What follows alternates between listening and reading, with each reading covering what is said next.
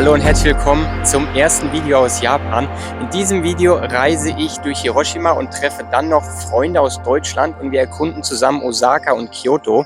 Also viel Spaß mit dem Video. Ich bin dann also von Taiwan nach Hiroshima geflogen und ich wollte mir Hiroshima auf jeden Fall anschauen, weil ich mich sehr für die Geschichte interessiere.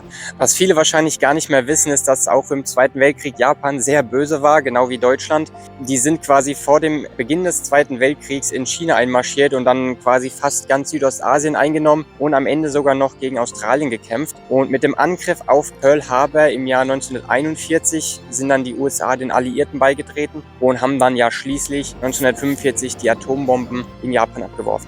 Ja, ich laufe hier durch den Peace Memorial Park in Hiroshima und direkt hier hinter mir ist der berühmte Atomic Bomb Dome. Ziemlich genau hier ist die Atombombe explodiert in knapp 600 Metern Höhe und hat natürlich sehr viel Verwüstung und Schrecken verbreitet. Hier in dem Park gibt es auch noch ein Museum, da war ich schon drin. Da sieht man sehr gut anhand von Bildern und Videos, wie das alles damals ausgesehen hat.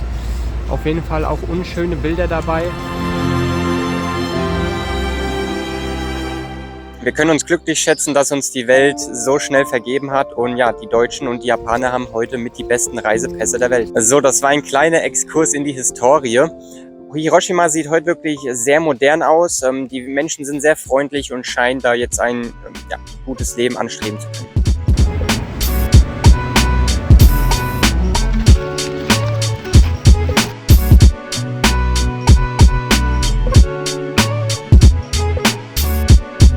Dann ging es schon mit dem Shinkansen nach Osaka. Der Shinkansen ist hier quasi der Schnellzug der ICE von Japan und er ist bekannt für seine Pünktlichkeit und Schnelligkeit und das ist auch wahr. In Osaka bin ich dann auf meine Freunde gestoßen. Das war schon sehr lange geplant. Eigentlich seit Beginn meiner Reise war klar, dass ich dann ja hier auch mit meinen Freunden in Japan reisen werde.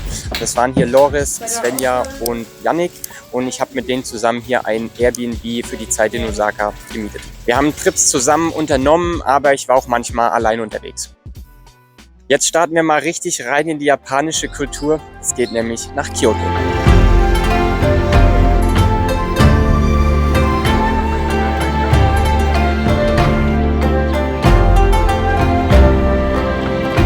Wir sind jetzt hier bei einer der Top-Attraktionen in Kyoto. Das heißt hier Fushimi Inari und hier gibt es sehr viele Shrines. Da kann man hier einen Berg hochlaufen durch hunderte Shrines. Jahrhunderte ist gut. Ich habe später erfahren, dass es hier über 10.000 Shrines gibt.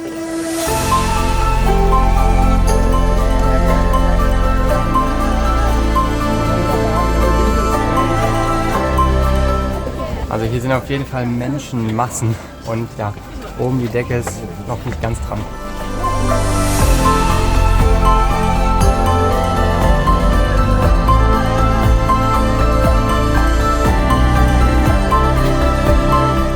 Wir sind jetzt hier oben am Gipfel quasi angekommen, am Ende des Weges und hier gibt es hier oben quasi einen Schrein. Ja, hier gibt es sehr viele Schreine auf dem Weg, wo auch ja die Einheimischen vor allem dann auch beten.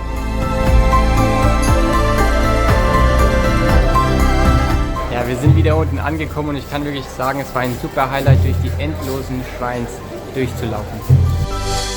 Ja, ich laufe jetzt hier quasi noch mitten durch Kyoto und laufe hier noch verschiedene Tempel an.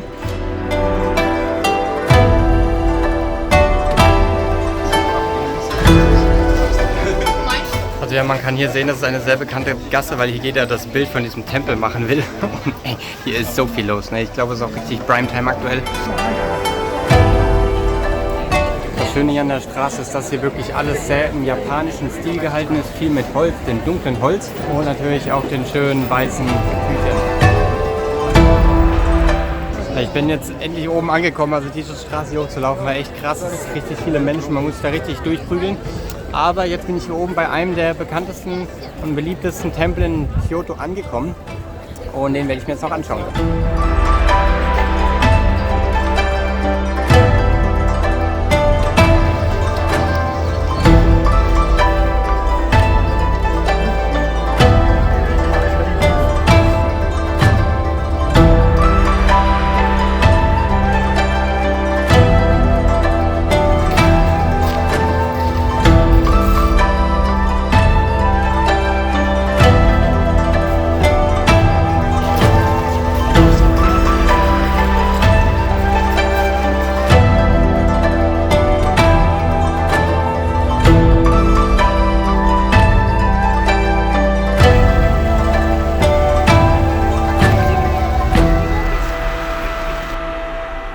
Wir haben auch 2 Bambuswälder besucht, einmal hier so einen kleineren, da war wirklich nichts los und man konnte hier sehr entspannt durchlaufen.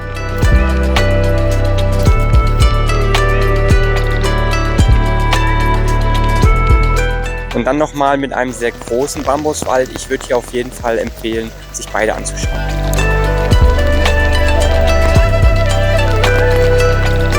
Ja, es regnet jetzt leider so stark, dass hier schon ein Bach entsteht und meine Füße sind jetzt schon komplett nass. Hier in Kyoto gibt es auch ein Samurai-Museum, das wollte ich ja unbedingt sehen, sowas.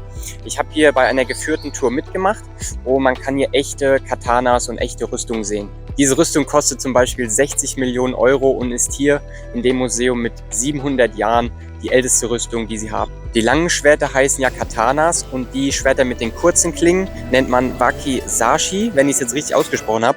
Hier sehen wir das echte Wakizashi von einem Samurai der Honda-Familie, also ja, die echte Autofirma. Hier konnte man sich auch über die damaligen Clanstrukturen einlesen. Viele Firmen wie Honda oder Mitsubishi sind quasi aus solchen Clanstrukturen entstanden.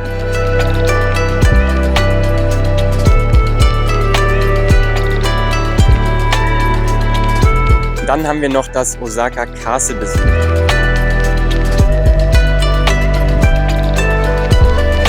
Osaka bei Nacht hat mir auf jeden Fall schon mal einen kleinen Vorgeschmack für Tokio gegeben.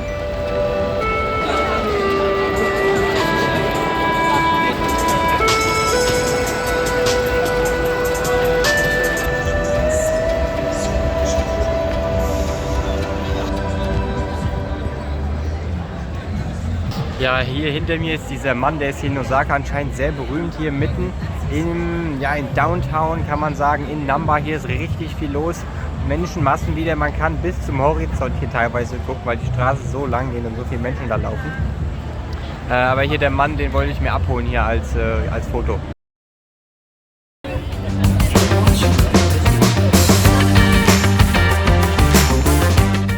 Eben in die Universal Studios reingelaufen, natürlich hier in Osaka, eine der bekanntesten Studios auf der Welt. Hier gibt es Nintendo, Harry Potter, Jurassic Park, alles ja rund um das Universum. Und wir laufen jetzt hier erstmal ein bisschen rum.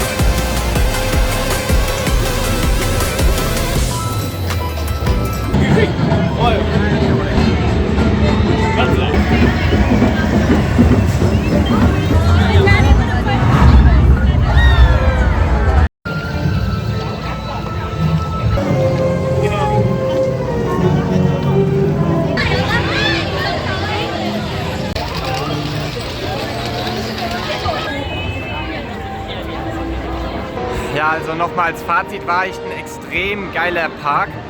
Wir haben jetzt für die Tickets knapp 60 € bezahlt und bin auf jeden Fall froh, dass ich mich doch noch entschieden habe, hier mit reinzugehen in den Park, weil ich erst gar nicht her wollte. Aber auf jeden Fall würde ich sagen, ein Must-Have hier in Osaka.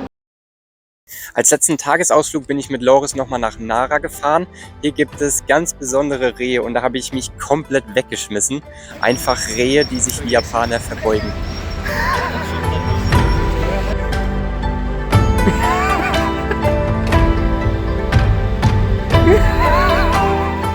Das ist wirklich mit das Lustigste, was ich je gesehen habe. Die Rehe verbeugen sich quasi, dann kannst du dich auch verbeugen und ihnen ein Leckerli geben. Also echt cool. Ansonsten gibt es hier noch einen schönen Park mit vielen Tempeln.